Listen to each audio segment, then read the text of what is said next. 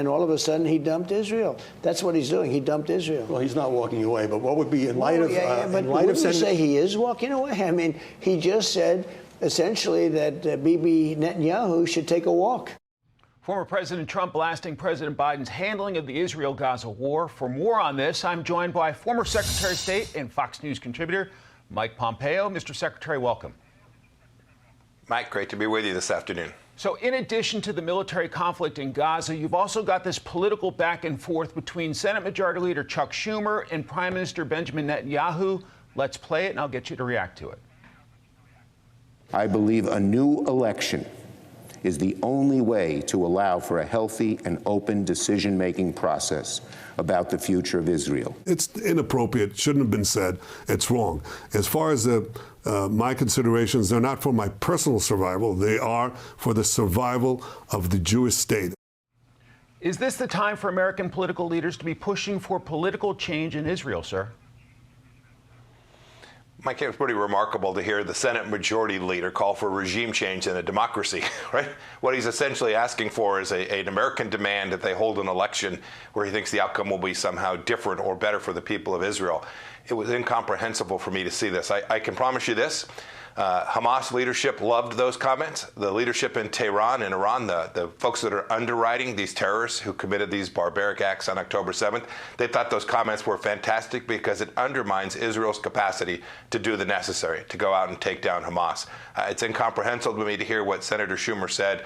I don't understand what his objective was, and he sold out the people of Israel in their effort to defend themselves. To another huge story, the situation in Haiti. You saw that off the top of the show. Florida Governor Ron DeSantis is expressing concern about how the crisis in Haiti could impact Florida. Let's play that. Florida Fish and Wildlife officers interdicted a vessel that had 25 illegal immigrants, potential illegal immigrants from Haiti. They had firearms, they had drugs, they had night vision gear, and those illegal aliens were turned over to the Coast Guard for deportation. Mr. Secretary, what are your concerns about the crisis in Haiti and the impact on Florida and the broader United States? Well, Mike, Florida Governor DeSantis certainly handled that appropriately and correctly. This is a real national security threat. The chaos that you just saw, the reporting on 80% of the city, at least of Port-au-Prince, the capital of Haiti, now under the control of gangs, lawlessness. What you have now very close to the United States is ungoverned territory with no government. That is a deep national security threat. And make no mistake, the Venezuelans, the Cubans, the Chinese, the Russians will all work to make this difficult for the United States.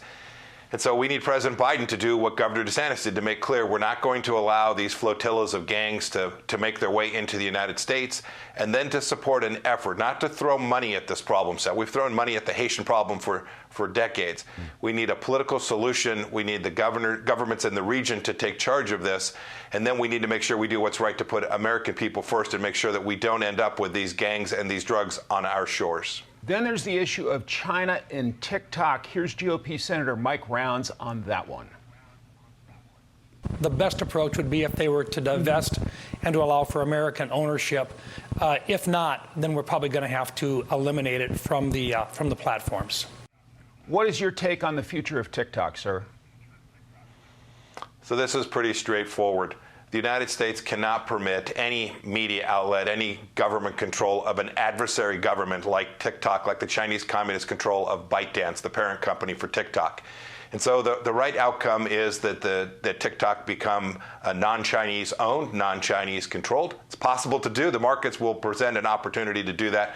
I hope that the leadership of ByteDance will come to see that's the only alternative that is acceptable, that's going to work. I can't figure out why the Chinese Communist Party says they have nothing to do with TikTok and yet is opposed to a commercial transaction. It's really quite something.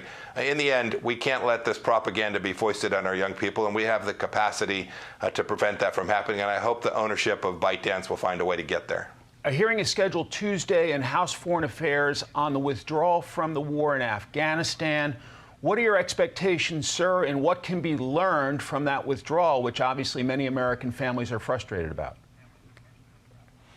What we can learn is this, is that America abandoning Afghanistan and the way that President Biden chose to do that got not only more than a dozen Americans killed, But now you see the Taliban in total control, and the risk to the United States is even greater.